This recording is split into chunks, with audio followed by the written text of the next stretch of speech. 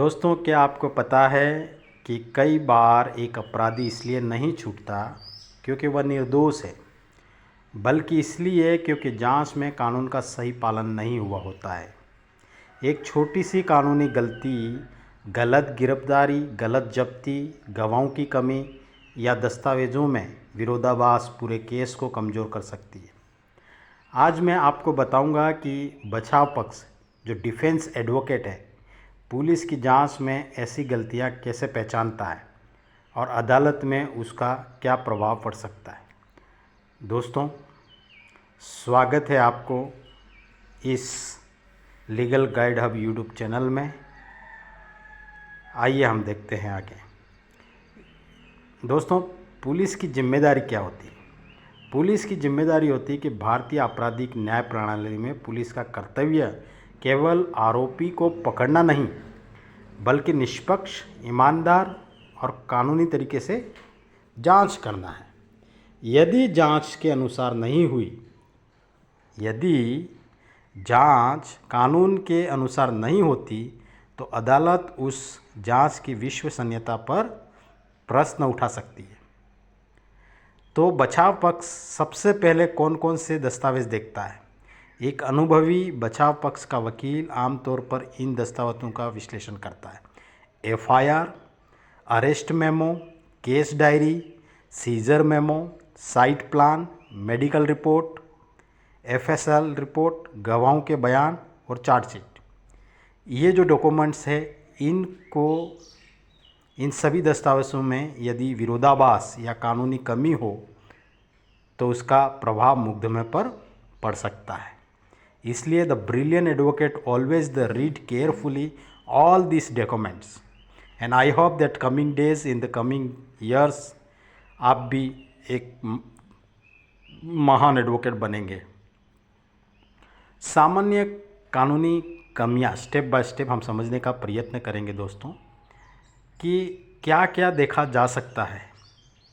FIR में देरी, यदि एफआईआर बिना उचित कारण के काफ़ी देर से दर्ज हुई है तो अदालत ये देख सकती है कि देरी का संतोषजनक कारण है या नहीं। गिरफ्तारी की प्रक्रिया, गिरफ्तारी करते समय पुलिस को कानून द्वारा निर्धारित प्रक्रिया का पालन करना चाहिए।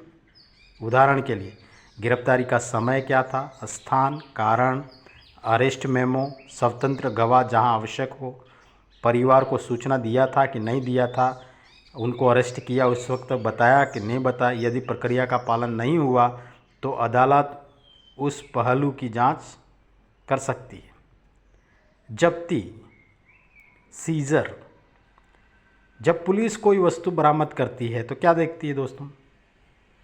क्या जब्ती पंचनामा सही है? क्या स्वतंत्र गवाह मौजूद थे?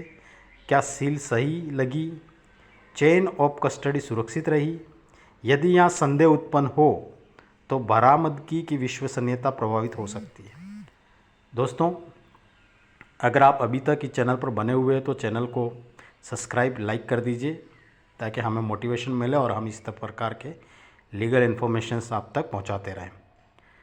और फिर क्या देखता है एडवोकेट? गवाहों के बयान, यदि एफआईआर कुछ कहती है, गवाह कुछ और कहते हैं, मेडिकल रिपोर्ट कुछ और बताती है, तो बचाव पक्ष इन विरोधाभासों की ओर अदालत का ध्यान आकर्षित करता है।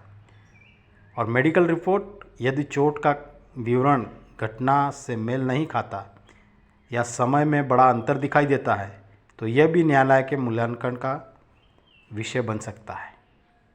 इलेक्ट्रॉनिक साक्ष्य, mobile, CCTV, WhatsApp chat, email आदि के मामलों में इलेक्ट्रॉनिक साक्ष्य के संबंध में लागू कानूनी नियमों का पालन आवश्यक है।